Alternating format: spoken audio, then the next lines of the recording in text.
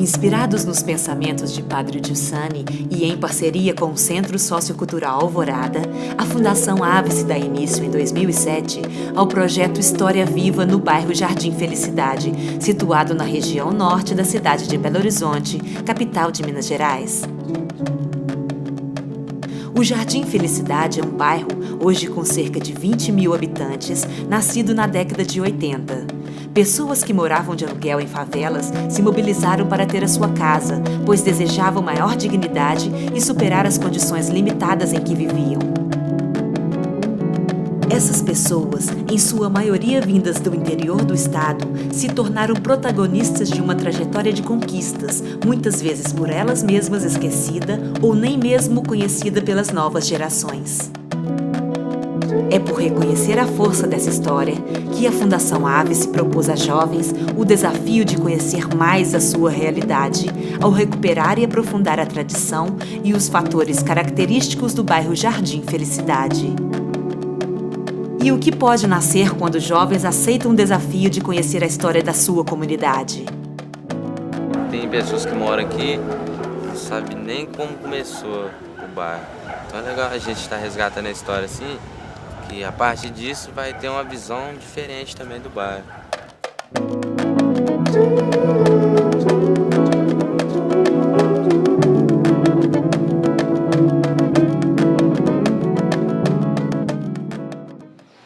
Eu cheguei aqui, a segunda vez que vim para Belo Horizonte, né, foi no 77. Eu pedi já, quando eu estava no seminário, sempre se ocupou de favela. Não só de pastoral, mas também, por exemplo, na favela Dom Cabral, aquela perto da PUC, ele fez, ele fez esgoto, enfim, trabalhava, fazia até sozinho, que muitas vezes nem sempre os homens iam atrás dele. Mas, enfim, o Pídio foi uma pessoa muito sensível à questão social. Na verdade, o PID foi o grande motivo de nossa aspiração.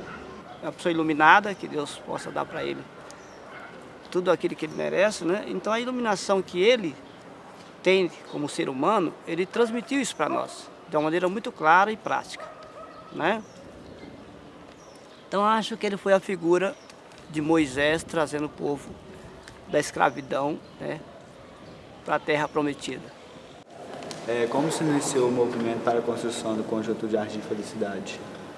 A nossa paróquia tinha um local para abrigar aquelas pessoas desvalidas que ficavam sem moradia, mas o terreno acabou e nós não tínhamos mais onde receber essas famílias despejadas do bairro. Resolvemos criar uma organização nossa para reivindicar do governo que ajudasse os pobres a ter a sua casa própria. Devido ao idealismo dessas primeiras pessoas, entre os quais a principal figura foi a Eva. Eu comecei a envolver na comunidade e um dia eu falei para ele, não, Peixe, eu não estou aguentando mais pagar aluguel, arranja um pedaço de terra para mim também. Ele já estava planejando um movimento de aluguel. Eu falei, quem sabe eu não vou arrumar uma área, a gente vai tentar tirar o pessoal do aluguel. E agora a gente precisa de gente que tenha coragem para lutar junto comigo, né? Porque sozinho, e a gente tem que aproveitar agora esse momento, né, político, né? Porque aí, você topa? Eu falei, tudo bem. Aí marcamos, aí começou assim, ele marcou uma reunião na assembleia, né, que seria uma assembleia. Apareceram 6 pessoas. E nós começamos a reunir estas famílias semanalmente no porão desta igreja aqui. Isso a gente começou no mês de abril de 84. Esse primeiro grupinho de 6 ou 7 pessoas, muito entusiasmadas, muito assim, conscientizadas, sobretudo pelo exemplo da Eva, dividiram o bairro em pedaços. Cada um tomou conta do seu pedaço, passou de porta em porta, de casa em casa, de rua em rua, detectando onde estavam estas famílias pobres que moravam de aluguel. E aí muitos também não acreditavam quando a gente batia para fazer a sindicância. Eles falavam assim, coisa boa não vem na minha porta, né? Eu não acredito nisso, isso é impossível, né?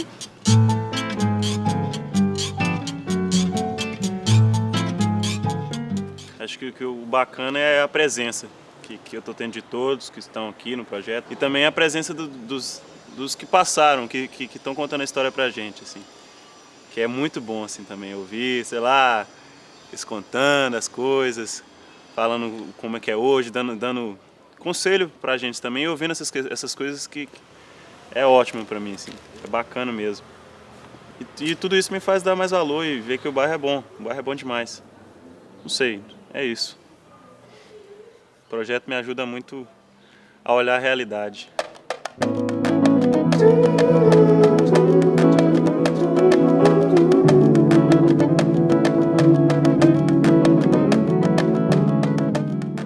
Nós pedimos então que cada um olhasse, desse uma volta aqui pela região toda, ver onde que tinha terreno para caber essa quantidade toda de famílias. Teve um que voltou e falou, eu tenho meu amigo que me indicou o senhor Antônio Clemente, está aqui o telefone dele. Ligamos para ele, né? E mais do que depressa, ele veio me buscar de carro aqui com as meninas, nós fomos lá, mostrou o lugar todo, porque lá é uma fazenda que era herança de 12 irmãos. Aí depois começamos a pleitear um terreno, pedir, né, à frente, ir na prefeitura, e olhava um terreno, olhava outro, negociando o terreno, até que a gente conseguiu, chamava-se Fazenda Tamboril. Nós começamos com o 1º de maio. Na época era 1.200 famílias, aí o PID falou, não, é muito grande lá, nós já conseguimos 1.000, nós vamos tentar conseguir mais. Então vamos convidar outras famílias para entrar, de outros vizinhos, né? Aí foi onde que eu dividi, aí o grupo já era organizado, também já tinha mais ou menos associação formada. Foi aí batemos para as comunidades vizinhas, para Tupi, Arão Reis, Bairro da Lagoa, São Bernardo, né? Aí nós éramos em 7ª comunidade, né? O PID dava uma carta para a gente ia na igreja, indiferente de pastor, de padre, não tinha esse negócio não. Chegava, onde é que tinha uma igreja, a gente entrava.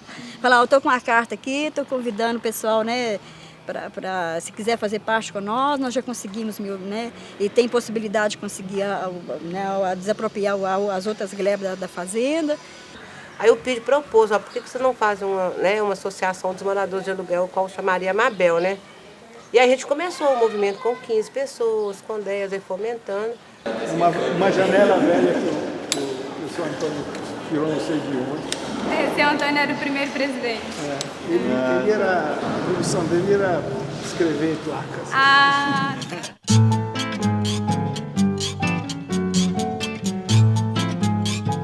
O que mudou em mim foi que não era maduro, assim, com alguns pensamentos. Os entrevistados, assim, falavam as coisas assim que deu para guardar dentro da gente, se vir como exemplo. De bom a gente quer guardar pra gente. Os exemplos de coisas ruins que aconteceram, a gente evita para não fazer a mesma coisa. E a emoção de estar nesse projeto é quando as pessoas estavam contando pra gente as experiências deles. Algumas pessoas se emocionavam.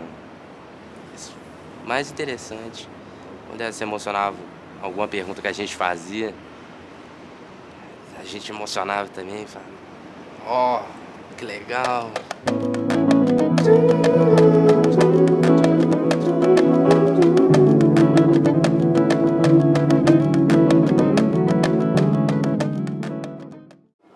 Nós fizemos esse movimento praticamente visitando aqui e a Brasília.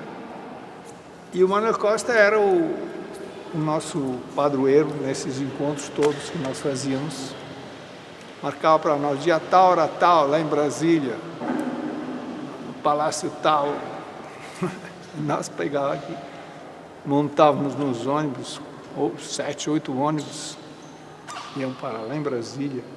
Naquela época teve uma certa facilidade, porque estava deixando um pouco da ditadura, e os políticos também queriam se aparecer, né? Chegávamos lá e aquela multidão no gabinete dos homens lá. Então foi através desses conhecimentos de pessoas, né? Basicamente o Eduardo Antunes, o Manuel Costa e o Aníbal Teixeira. Com essa gente que realmente nós conseguimos organizar a parte de construção, o material. Sempre estavam, né, chamando o PID para... Porque achava que ele estava incentivando a gente, né, a invadir terra, né, que na realidade... a gente não invadia, a gente pressionava até eles acabavam cedendo, né? Eles não chegavam e falavam, então, aqui, ó, tem uma terra linda, maravilhosa, eu vou passar para vocês. A coisa não era bem assim. Dona Maria de Lourdes, que era a nossa secretária, ia lá, passava semanas de chá de cadeira lá, até marcar audiência com o cara, né? Com o governador, com o prefeito. E nós mesmo pegava essa documentação, pegava tudo isso, esses relatórios, essas coisas, e entupia carro de gente, e fazia aquele movimento. E ia para lá dizer para ele, olha, governador, o senhor é responsável pelas comunidades.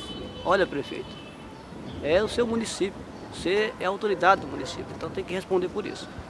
Então a nossa estratégia era essa, vamos encher lá, vamos deixar a minha fazer xixi, fazer cocô no corredor, que eles, de santinho, eles atendem a gente. E era muita caminhada, muitas reuniões, muito protesto, né? O PID, teve uma época que o PID foi preso, a gente passou praticamente 2 dias lá na porta do fórum, né? E o PID falou, gente, leva os gatos. Leva uns gatos. É outro fato pitoresco também. Leva os gatos aí. Levamos uns gatos no saco, aquele trem. Aí chegou lá, falava, nós viemos falar com o secretário Eduardo Antunes. Aí a secretária dele falava, não, o Eduardo não está. Mas tinha várias salas sobre sala que a gente sabia que ele estava lá nos fundos em alguma sala, né? Aí o que o PID mandava fazer? Solta os gatos e deixa eles correr para a sala. Aí eu soltava os gatos saiam abrindo porta e correndo para dentro da sala lá, e o menino da atrás, pega daqui, pega dali. E quando assustava, o gato estava lá junto com o secretário, e nós ia atrás. Aí quando assustava, não tinha mais como deixar de receber, que ele já estava na sala. Quando foi em 85, a gente já estava com a fazenda aqui em vista, o PID já tinha conseguido. E quando foi em abril de 86, já teve a desapropriação.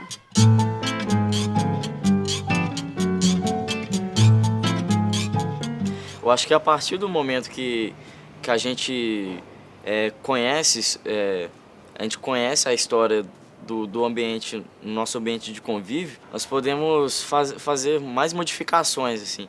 Porque da mesma forma que eu conheço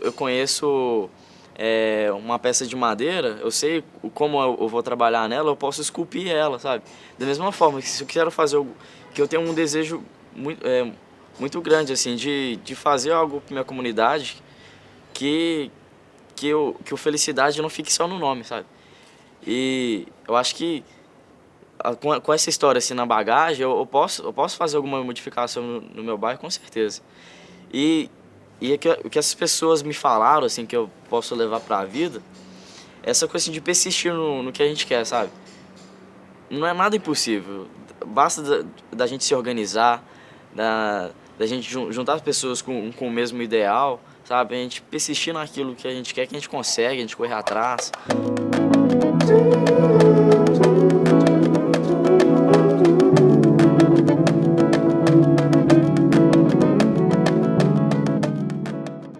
Aquela árvore era o ponto de referência nosso. A gente andava o mato inteiro, a mata.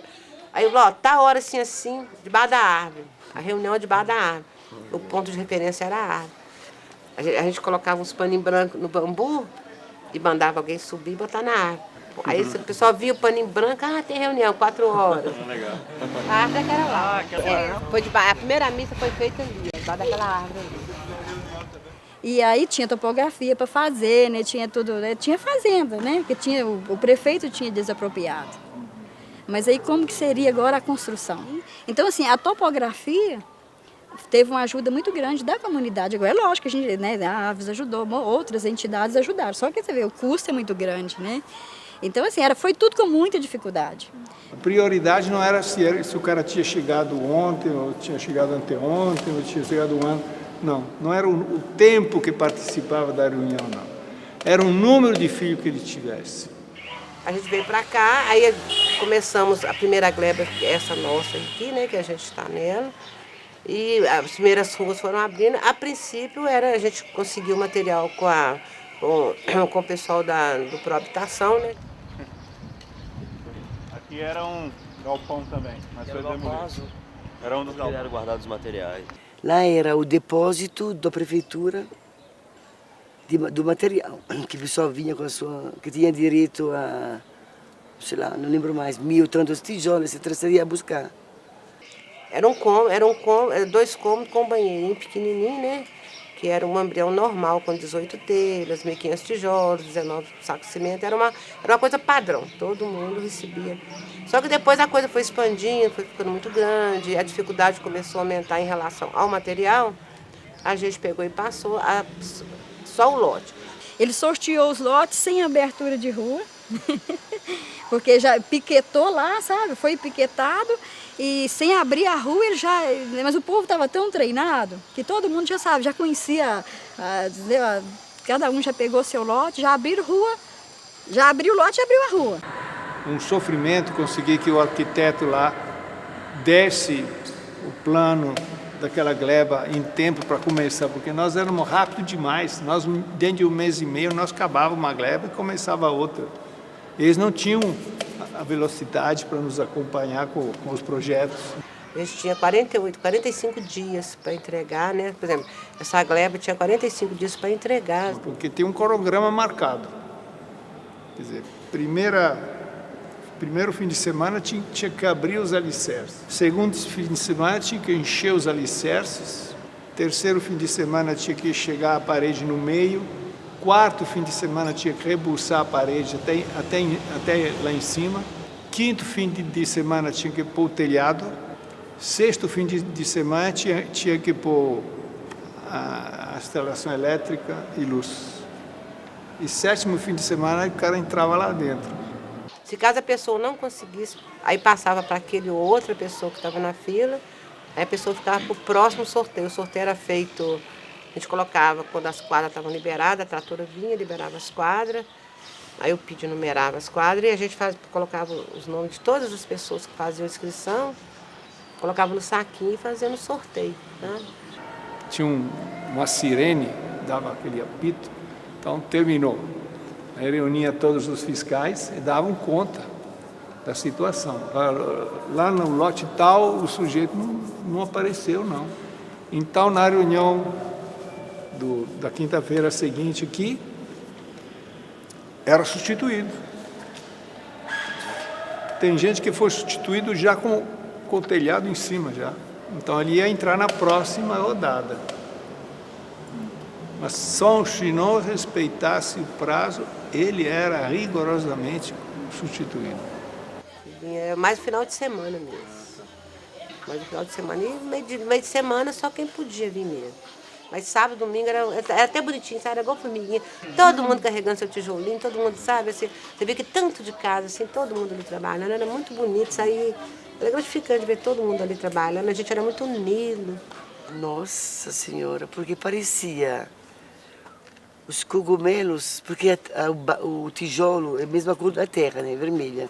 Então você via assim, todas as casinhas subindo, assim, parecia cogumelo que nascia e o povo, parecia, sei lá, tinha um caminhão PID lá em cima que orientava o pessoal, né, para dava as regras, né, de técnico, de arquiteto. Era muito bom. Era uma festa muito bonita, porque era criança, era mulher, era homem, era... Nossa... Deu um trabalhão medonho durante esse... Mas também foi rápido, porque dentro de 1 ano e meio foi feito aquele bairro todo lá. Eram 3.000 famílias. Porque 500 famílias entraram depois, devido ao fato que foi invadido as áreas verdes.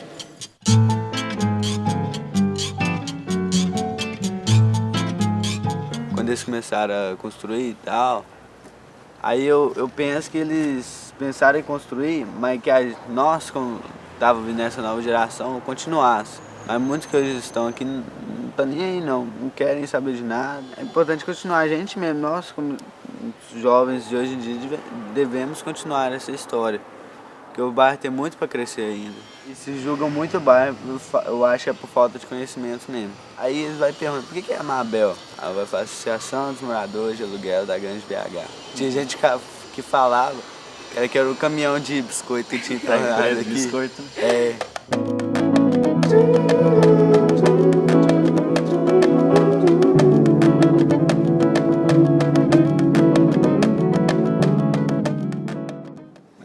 Se nós ganharmos a nossa terra, como é que nós vamos chamar ela? Um deu o nome, outro deu Nossa Senhora Aparecida, uns nomes assim. Eles não combinavam entre si. Aí a Eva falou, espera aí, vamos falar um nome que não tem santo nenhum.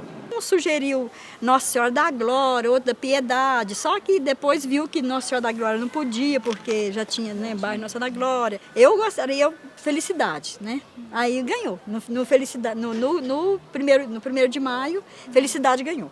É uma expectativa que o próprio Padre Pizzi tinha, é de ver aquela população tão sofrida, que pagava aluguel e tinha uma renda pequena. Então, para ele, era o sonho dele ver que essas pessoas tivessem felicidade. Graças a Deus, eu estou no paraíso, agora sim, agora eu estou feliz que eu tenho a minha casa. E esse feliz que eu tenho a minha casa, e acabou ficando o conjunto Felicidade. Felicidade é aquilo que expressa mais o coração do homem, aquilo que ele deseja, né? Era... Aí... Chamaram Jardim de Felicidade por causa do desejo dele, que era até que enfim na casa. Porque as pessoas entendiam que a partir dali não era uma questão de nome, era uma questão do que você estava sentindo, né? Então a gente sentia a felicidade de estar vendo nascer uma oportunidade nova, um ambiente, um lar. E daí por isso a razão que veio, acho que falou mais alto, né? Então...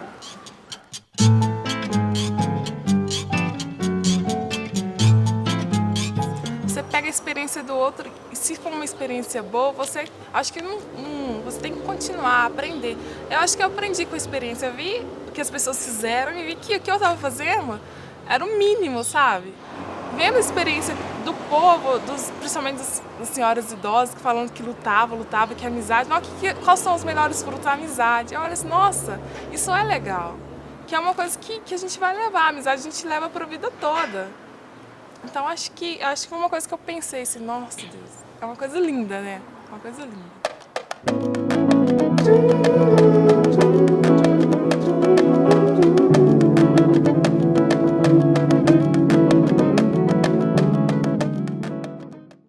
De montar uma associação comunitária, porque nós tínhamos que, a gente não poderia colocar o pessoal aqui, fazer, né, jogar, deixar lá, nós tínhamos que dar pelo menos um mínimo de assistência possível.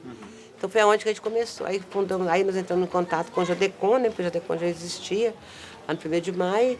As pessoas que era a Eva, a Neuza, que era do 1º de maio, aí, juntamos com a nossa diretoria aqui, nós fundamos a ABAF, né? Que foi em 86, 87.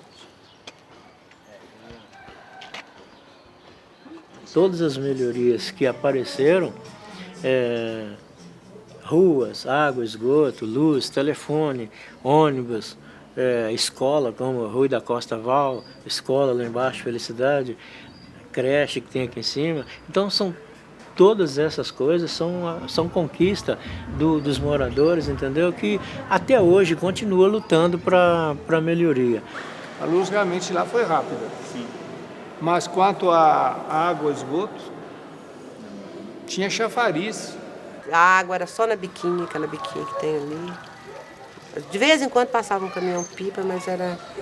Aí nós conseguimos chafariz aqui em cima, né? Tinha uma cisterna também, que a dona liberou a cisterna pra gente. Depois temos um chafariz. Ali a gente, de madrugada, a gente passava a noite enchendo tambor, caixa. E durante o dia a gente lavava roupa, lavava vasilha, tudo no chafariz. E a questão da água é uma questão de sobrevivência, né? Então nós, não por um ato de rebeldia, mas pela própria necessidade, nós furamos o rede da Copasa, tiramos água à noite, a polícia correu atrás da gente, enfim. Foi bastante duro na época, né? Inclusive, as redes de esgoto aqui foram todas feitas em mutirão, as pessoas fazendo no braço, na picareta mesmo, entendeu? E para você ver o esforço das pessoas. Depois a Copasa veio e colocou o dela, né? Aí já oficializou a coisa. Interessante porque a AFSE é bonita porque ela sempre procura servir, né, uma necessidade. Digo servir porque acho bonito. Então, quando precisamos aqui também de um posto, porque lá não se conheciam como é que eram as casas, não cabia. Aí construiu o posto aqui na rua 60, 61, não lembro mais, 61 mais. Aí com os homens, né, com o Marcelo, com, enfim, fizemos a primeira creche, ao lado do posto. Então a gente abriu a primeira crechinha, a primeira escolinha ali. Não foi tão escolinha, foi para dar comida para os meninos, né, daqueles que moravam ali. Então assim, a gente conseguiu um convênio com a SEASA. Então muitas vezes a Rosa dava dinheiro para a gente pagar. A gente pagava só o carreto. E a gente buscava a menina toda quinta-feira. Eu fui 52 vezes no ano no SEASA. Teve vezes a gente ganhar caminhão de banana, entendeu? Aí fizemos doce que deu para 6 meses. O material que me deu foi um cara da Fiat, um amigo meu, que trabalhava lá. Quando eu ia para a Itália, voltando, conversando com os meus amigos, eles que propuseram de se taxar. Então cada um dava um X por mês e com esse dinheiro pagava as 5 pessoas que trabalhavam lá.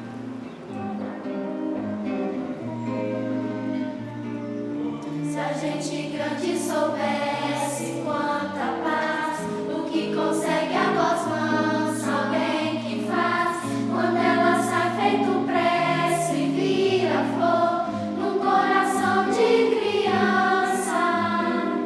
A gente grande que tira sem pensar o meu brinquedo na mão e vai chorar, tirou de um músico a lira sem saber.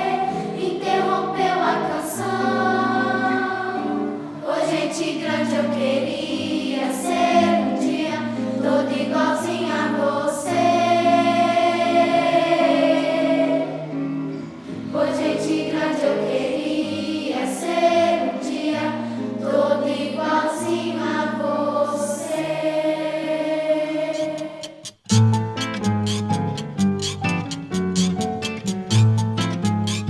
Eu mudei meu olhar em relação ao bairro.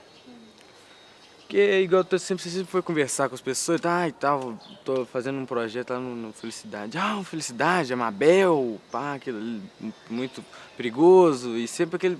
Só fala isso, você só vê isso, só vê os problemas pra cabeça, não vê a raiz mesmo do lugar. Pra mim, foi muito bom aprender, muito bom, assim, fazer parte desse movimento. Porque para mostrar para a comunidade, para as comunidades de fora, o pessoal todo, que não é só isso, não é só crise, não é só problema, não é só violência.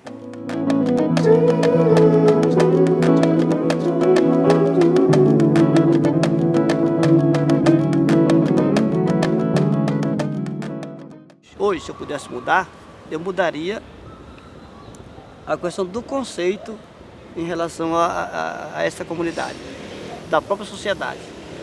A sociedade, às vezes, coloca a gente numa posição que, na verdade, a gente não é. Olha esse bairro aqui, como era, como é agora. É um sinal, né? Quais são os frutos? Os frutos, eu acho, se você olha as casas, que o pessoal investe, eles mesmos acreditam. Que tem violência, tem, mas onde que não tem, né? Você não encontra segurança em delegacia, você não encontra segurança na Polícia Federal, no Exército, em lugar nenhum. A onda da violência, ela só acaba a partir do momento em que eu, você e todos nós conscientizarmos que a outra pessoa ela é como nós, ela sofre as mesmas dores que eu e você sofrem. Então, a partir do momento em que nós colocarmos na nossa cabeça que nós não podemos atentar de violência contra a outra pessoa, assim o mundo mudaria. A comunidade só muda se todo mundo se unir, né? Porque, por exemplo, falar que não tem jeito de tirar a violência da felicidade, tem sim. Basta agora, para isso vocês têm que fazer um trabalho de base e enfrentar mesmo, né? Agora, é perigoso, Agora, se vocês não conscientizar disso, se a comunidade nunca vai cada vez pior mesmo. A luta que até hoje ela ainda não é uma realidade, a luta pela documentação das moradias, que nós ainda não temos em mãos, né? Então, essa luta ainda é um fato que a gente tem que resolver. Com a criação do bairro começa a limpeza, né, das árvores, aquela coisa toda, começa a entrar esgoto e aí acaba com aquela maravilha, né? E aí que eu volto a falar o seguinte, que as pessoas começaram a usar o córrego como ponto de jogar lixo e tudo, e aí avacalhou. Que até hoje a situação do córrego é a mesma. O córrego era limpinho.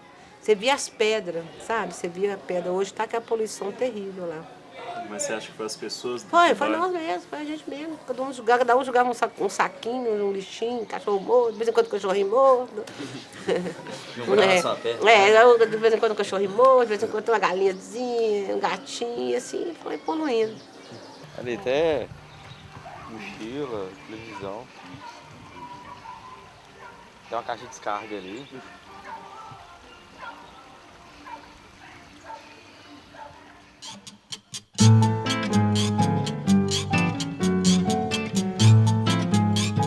A minha participação no projeto, ela está sendo muito gratificante, sabe? Sobretudo porque está me ensinando a olhar para as coisas que têm valor dentro do bairro e isso tem me ajudado a conviver melhor com os elementos que constituem o bairro, sabe? Com tudo que forma o bairro e, sei lá, eu acho que o essencial, assim, dentro do nosso contexto aqui, é simplesmente passar a ter um olhar mais apurado. Eu acho que a partir do momento que a pessoa conseguir entender o que de belo que tem dentro do nosso bairro, ela vai conseguir entender o porquê que o nosso bairro ele conseguiu ser construído, que ele conseguiu se erguer e que ele está aí, sabe? Então eu acho que é isso, a mudança no olhar ela é fundamental.